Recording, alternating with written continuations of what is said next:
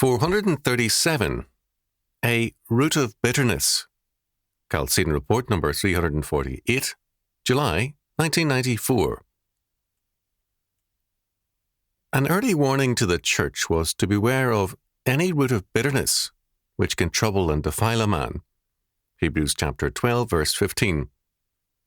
Perhaps never before has this warning been more needed than now. The number of such people in churches is particularly of concern to me. The causes are many.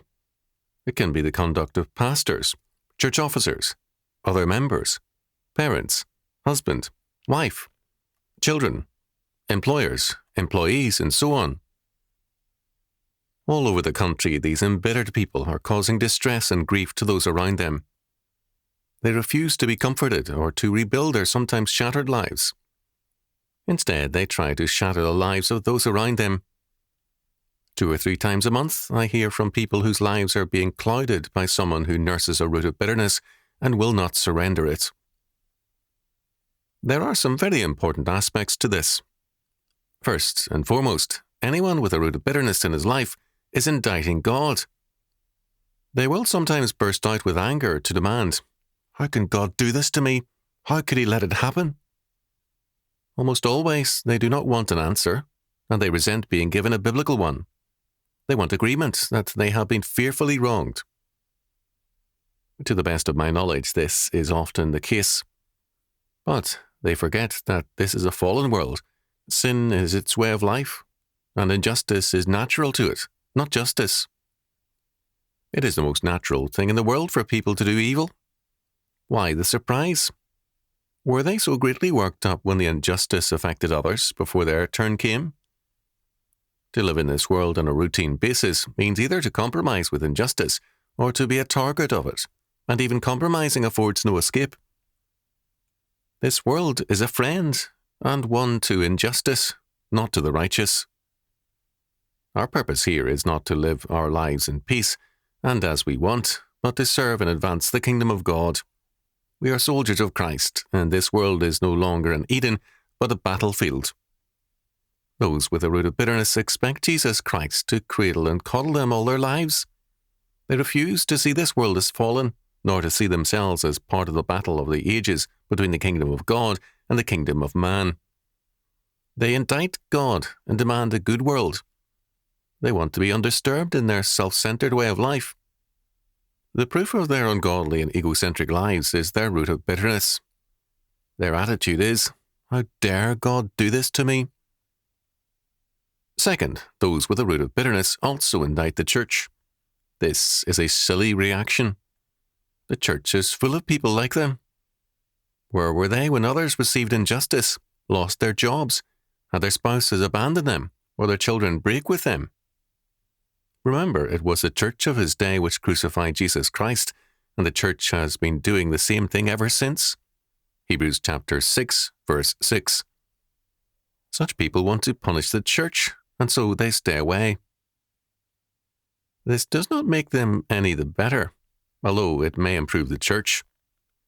They feel that they do well to be angry. Jonah chapter 4, verse 4, and verses 9 to 11. They see their anger and hatred as a virtue, as a proof that they are the righteous ones. In fact, their anger places them on the same moral level as those against whom they rage. Third, many with a root of bitterness indict their family. They say, in effect, "How dare you enjoy life when I am suffering so much?" They work then to destroy the peace of the family. Their bitterness sometimes infects the children. In some instances, their bitterness harms a marriage, destroys the children, and makes the house a sorry place to visit. I recall vividly one such instance from the 1960s. The unwillingness to order a bitter person to leave, pity made the couple relent, led to the radical warping of the children's lives.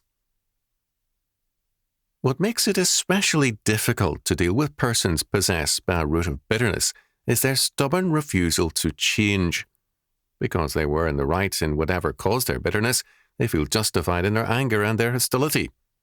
It is almost as though the injustice they suffered gave them a right to be forever angry and unpleasant. Almost 10 years ago, I had to sever all connection with a man I knew slightly, who bombarded me with long, very long letters. He had been wronged by a federal agency, and he believed it was every Christian's duty to join him in his protests. The case was over. No appeal remained, but he still felt that all the churches were evil if they did not rise up to his defence. His own faith was, at most, nominal. To say anything kindly to him was to invite a deluge of papers presenting his case. No person's grief or sorrow meant anything to him. Only his own case mattered. A root of bitterness leads to a self-absorption, this side of madness. Some people plague God and man with their anger, bitterness and complaints. Worse, they try to make all who refuse to get involved in their bitterness feel guilty. I was told of one man who carried thick stacks of papers about in his car so that he could hand a folder of many, many documents to anyone who was courteous enough to offer a murmured sympathy. The church has too long been patient with such people.